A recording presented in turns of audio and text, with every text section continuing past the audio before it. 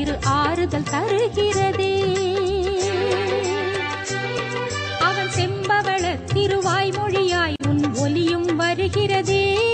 உன்னாத மழை என் வேதனையில் சிறு ஆறுதல் தருகிறதே.